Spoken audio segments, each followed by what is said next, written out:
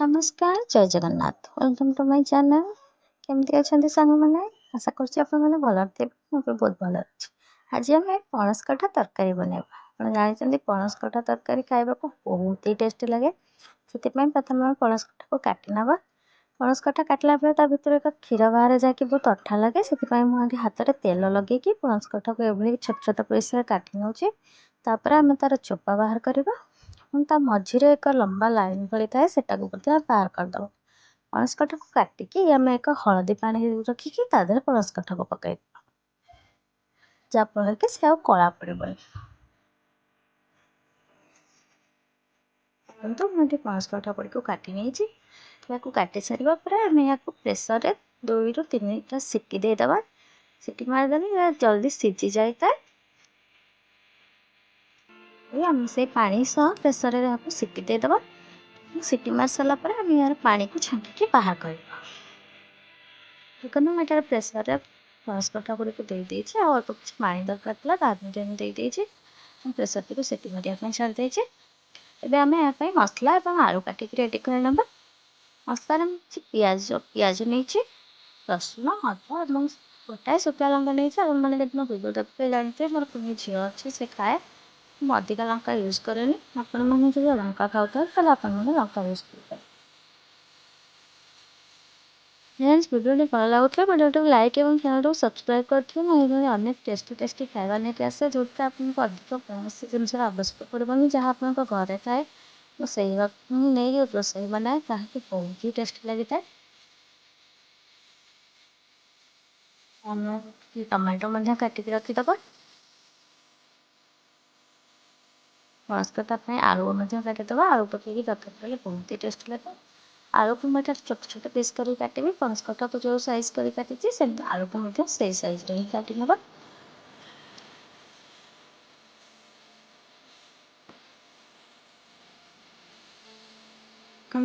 मसला रेडी आलू और टमाटो मैंने कटा एपटे आम प्रेसर सीटी भी देला आम गैस बंद करदे मसला रेडी कर ना मसला पिज अदा रसुण लंका पकई पेस्ट बन मसला को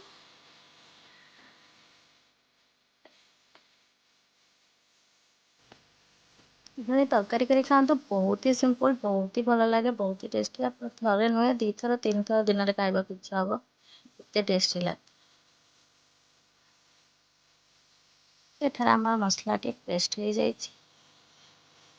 ग्राइंड हो पणस कटा सीझिक एपटे रेडी हो गलानी मैं पानी छांकी नवा छांकी बाहर कर सारा आम गड़े तेल देवा तेल गरम होगा से आम पणस छाटिक बाहर कर पणस कटा को फ्राए कर भल भाव भाज फ्रेंड्स टे लुण टे हलदी दे भल भाव भाजी ना लाल होगापाई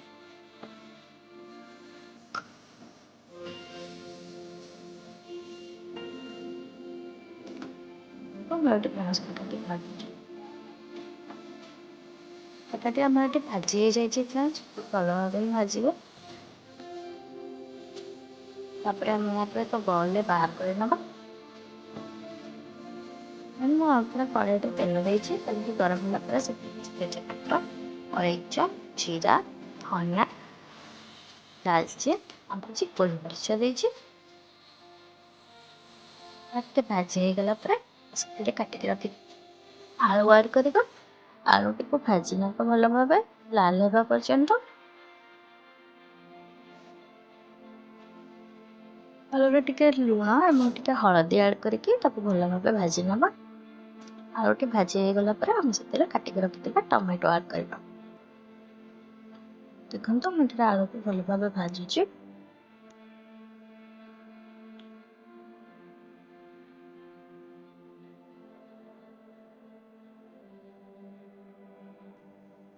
आलूटी आम ये भल भाव हो जाए फ्रेंड्स एवं आम एटा टमाटो आड करदे टमाटो आड करवा मतलब आप जानते संगे संगे लुण टी आड करदे टमाटो टी जल्दी हो जाए तो ये आम लुण आड करदे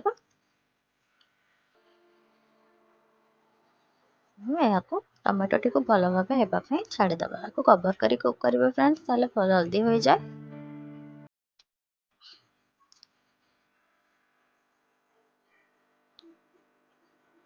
फ्रेंड्स मुझे बहुत ही टेस्टी खावा बन के आने प्लीज मो वीडियो को लाइक और चैनल को सब्सक्राइब करेंगे। देखो आम टमाटोटी हो जाए आम बाटिक रखि मसला देदेबा। मसला को भल भाव जारी ना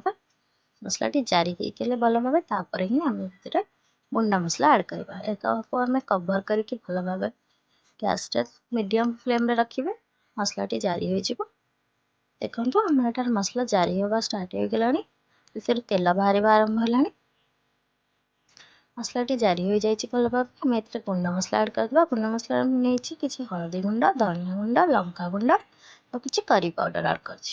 अधिका मसला दबा कौन दरकार नहीं फ्रेंड्स। अधिका मसला देले तरकारी भल तो लगे बट सिंपल मसला दे रोसे कले तरकारी बेसी टेस्टी लगे बेसी भल लगे। तेणुकर मुझे अधिक मसला कौन भी तरकारी ऐड करे बहुत ही कम मसला ऐड कर तरकारी कर।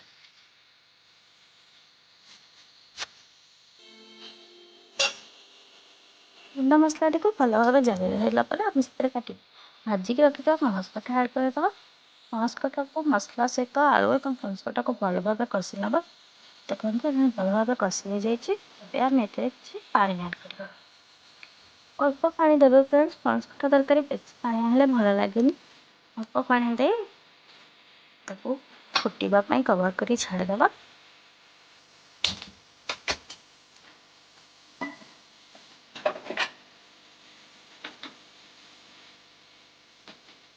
एथर फुटी गलापर आपको कवर कर लो फ्लेम में छाड़देवा। देखो फुटला मुझे कवर कर पुणी फ्लेम को लो कर